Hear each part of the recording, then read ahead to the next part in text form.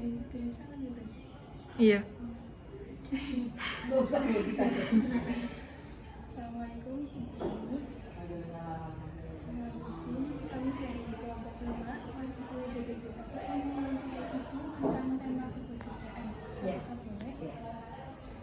Ibu izin bertanya.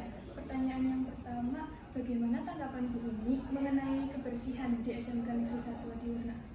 Ya, terima kasih. Ini apresiatif ya untuk saya, untuk kalian yang mau mewawancarai saya, dan tentunya dengan wawancara ini kita akan bersama ya menggali tentang tema kepekerjaan di SMK Negeri 1 Adiwarna. Baik, yang pertama yang ingin saya bahas, kalau ditanya tentang kebersihan di SMK Negeri 1 Adiwarna, sebetulnya secara peraturan kita sudah tahu bahwa SMK Negeri 1 Adiwarna sekolah yang berbasis adiwiyata, kemudian berbasis juga ASEAN Eco School. Tentunya peraturan-peraturan yang dibuat di SMK Negeri 1 Adiwarna itu juga harus mengarah kepada penghargaan dan sekolah yang sudah kita sandang. Artinya kalau kita sudah memiliki prestasi, sudah memiliki prestasi di bidang adiwiyata, kemudian ASEAN Eco School, harapannya kedisiplinan terutama dalam masalah kebersihan, kemudian peduli lingkungan itu harus ditingkatkan. Nah, kalau ditanya kebersihan di SMK Negeri 1 Adiwarna, saya bilang kita harus tetap berusaha ya menjaga kebersihan yang ada di lingkungan sekolah kita. Walaupun kenyataannya mungkin kalau pagi hari kita bisa melihat sekolah kita itu sangat bersih gitu. Tetapi setelah melewati jam istirahat, kita harus mengakui juga gitu, masih banyak baik guru, siswa atau mungkin karyawan yang kadang membuang sampah itu tidak pada tempatnya. Kalaupun membuang sampah pada tempatnya, kadang juga tidak sesuai. Mestinya apa? Kalau yang organik ya masuk ke organik, yang non organik masuk ke non organik. Gitu ya. Selanjutnya, bagaimana apa ada tips dari Bu Umi agar anak-anak bisa berangkat lebih pagi dan lebih patuh terhadap tata tertib di SMK Negeri 1 Adiwarna? Baik. Jadi kalau ditanya tentang bagaimana cara untuk mengantisipasi atau untuk tips bagaimana biar siswa bisa datang tidak terlambat atau tepat waktu.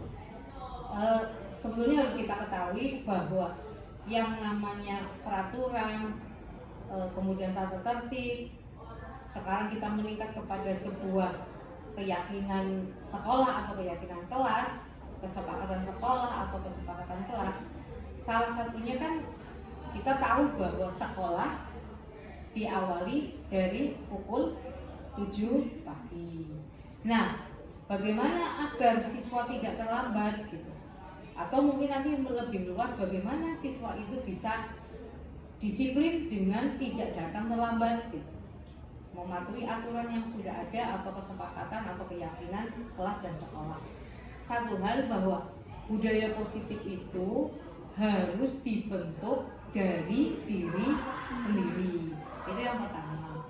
Jadi semua hal-hal positif itu harusnya sudah bukan karena takut kepada peraturan. Kalau saya melanggar pasti akan dihukum.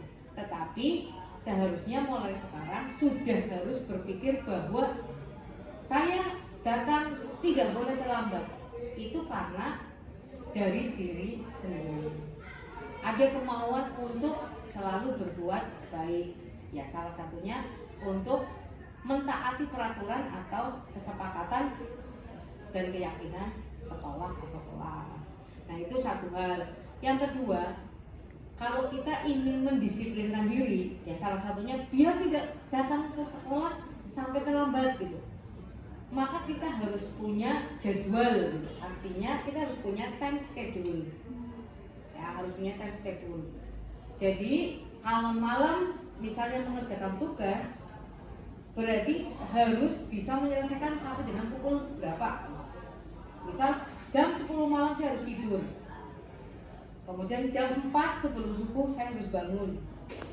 Syukur-syukur misalnya bisa melakukan ibadah sholat tahajud misalnya, sehingga jam setengah 5 saya bisa sholat subuh dan tidak tidur lagi dan tidak mengerjakan tugas lagi gitu, karena sudah diselesaikan di malam harinya. Nah, itu untuk time schedule yang harus kita buat dan harus kita taati. Kita bikin time schedule sendiri, kemudian kita harus mentaati time schedule yang kita buat. Nah, yang ketiga, kalau saya punya tips, jangan menunda pekerjaan. Jadi misal kalian mendapat tugas 1 minggu yang lalu, maka melewati Sabtu dan Minggu upayakan tugas-tugas itu sudah terselesaikan, sehingga deadline pengumpulan tugas itu kita tidak buru-buru mengerjakan tugas sampai lembur sehingga tidur larut malam, sehingga besoknya kesiangan. Itu ya. Jadi ini hal-hal, kalau ini sebetulnya hal-hal yang sekarang saya upayakan untuk saya lakukan secara pribadi gitu. Tetapi saya juga berupaya untuk sharing, untuk menyebarkan praktek baik ke siswa gitu. Sehingga siswa tidak kemudian karena alasan tugas sampai lembur mengerjakan tugas sampai malam, kemudian besok paginya terlambat datang ke sekolahnya, kemudian terlambat alasan bangun kesiangan misalnya, seperti itu. Itu kalau tips ya, atau strategi diri saya sendiri. Mudah-mudahan ini juga bisa dilakukan oleh murid-murid. Pertanyaan selanjutnya Bu, sebelumnya terima kasih. Bagaimana tanggapan Bu Umi mengenai semakin banyaknya kasus tertukarnya sepatu di wilayah masjid maupun di gang-gang?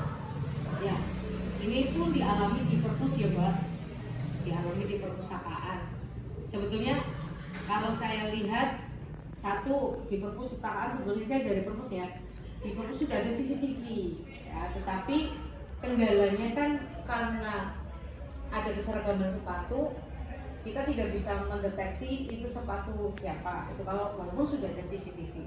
Kalau di bengkel saya kurang tahu artinya apa ada CCTV atau tidak. Kalau di masjid pun sama ya, kelihatannya kalau di masjid juga tidak ada CCTV. Namun kembali ke masalah kasus ini, artinya apa? Di SMK Negeri 1 Adiwerna masih ada siswa atau siswi yang tidak jujur. Artinya dia tidak sadar bahwa dengan mengambil sepatu temannya milik orang lain itu adalah suatu tindakan ketidakjujuran. Ya seperti halnya sama saja sebelumnya seperti mencuri ya. Kemudian yang kedua, siswa yang mengambil sepatu temannya ini juga tidak sadar bahwa ada hal baik yang harusnya dilakukan, yaitu menjaga atau menghormati hak orang lain, benda milik orang lain. Nah ini memang bahwa kasus ini sekarang semakin banyak ya, bahkan tidak ada solusinya, belum ada yang istilahnya berani mengakui, maaf saya mengambil sepatu kamu, saya tertukar memakai sepatu kamu. Itu sampai sekarang belum ada yang berani berkata jujur atau mengakui kesalahannya. Nah ini sebetulnya PR yang sangat berat ya untuk sekolah kita yang berbasis religius, punya visi religius, mestinya gitu. Salah satunya siswa-siswi itu harus jujur. Nah, tetapi proses ini tetap berjalan ya, artinya ada upaya dari sekolah untuk kembali dan terus menyadarkan siswa-siswinya untuk melakukan hal yang jujur. Ya biasanya di kelas ya guru itu mengingatkan gitu, tetapi memang ini belum bisa maksimal. Contoh kasus kemarin di perpustakaan kan sampai hari ini saja belum terselesaikan. Ya, jadi padahal sudah ada CCTV-nya, tetapi ya kelemahannya sepatu itu karena sama, kemudian menjadi kita rancu apakah itu memang punya miliknya atau bukan. Nah, kalau kita tarik berikutnya adalah bagaimana kalau sepatunya tidak seragam, ya? Boleh tidak sepatu tidak seragam? Sebetulnya di kurikulum Merdeka itu diperbolehkan, tidak harus seragam, Demikian juga sepatu. Tetapi kita ambil makna positifnya, makna baiknya. Dengan bersepatu seragam itu akan menghilangkan jenjang perbedaan. Bisa jadi kalau ada siswi atau siswa yang dari keluarga mampu kemudian memakai sepatunya tidak seragam, pasti akan memakai sepatu yang bermerek, ya, kemudian akan memakai sepatu yang mahal gitu. Nah, bisa jadi ada siswi atau siswa yang dari keluarga tidak mampu, akhirnya bisa minder karena sepatunya mungkin tidak bermerek atau tidak mahal. Nah, inilah sisi positifnya sepatu itu berseragam, itu adalah untuk salah satunya untuk menghilangkan jenjang perbedaan sosial. Terima kasih Bu. Menurut Ibu, seberapa penting warga sekolah berjalan kaki di jalur hijau? Nah, bagus sekali pertanyaannya. Kita SMK, jadi sekolah SMK itu punya basis adalah sekolah yang nanti lulusannya harapannya bisa masuk ke industri, ya. Nah, di industri itu hampir semua rata-rata industri itu sudah menerapkan jalur hijau. Kita harus melihat dulu sebetulnya fungsinya apa. Kenapa kemudian anak-anak saya masih sekolah, kenapa kok saya sudah harus latihan belajar di jalur hijau? Yang pertama kita harus tahu sebetulnya fungsinya jalur hijau itu apa. Kalau di dalam industri, maka jalur hijau adalah tempat berjalan kakinya karyawan, ya, karena di sisi lain banyak juga ada yang menggunakan kendaraan sehingga tidak mengganggu orang yang berjalan. Nah, yang kedua, sebetulnya ada makna. Di sini kita bisa membentuk kedisiplinan. Kalau saya bicara di industri dulu, ya. Kalau orang yang berjalan di garis hijau itu bisa dibentuk disiplinnya. Nah, itulah kemudian yang kita tarik di SMK. Di SMK walaupun statusnya masih murid, tetapi pembelajaran itu bisa diterapkan. Kita berlatih berjalan di jalur hijau. Jika nanti kita bekerja di industri, kita sudah terbiasa. Itu yang pertama. Yang kedua, kalau di SMK Negeri 1 Adiwana, kenapa gitu? Siswa-siswinya kok harus jalan di jalur hijau? Salah satunya adalah tadi untuk kedisiplinan. Yang kedua, untuk belajar kelak pada saat Anda murid-murid ada di industri. Yang ketiga, sebetulnya kami para guru itu lebih mudah memantau ketertiban siswa-siswi. Contoh misalnya, kalau dilewat jalur hijau, siswa yang rambutnya tidak sesuai aturan itu lebih tampak gitu, lebih terlihat gitu.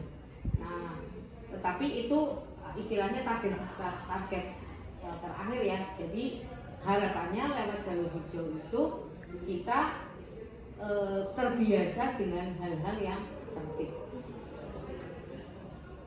Terima kasih Bu. Pertanyaan selanjutnya, bagaimana tanggapan Bu ini tentang anak-anak yang bermain HP di kegiatan belajar mengajar?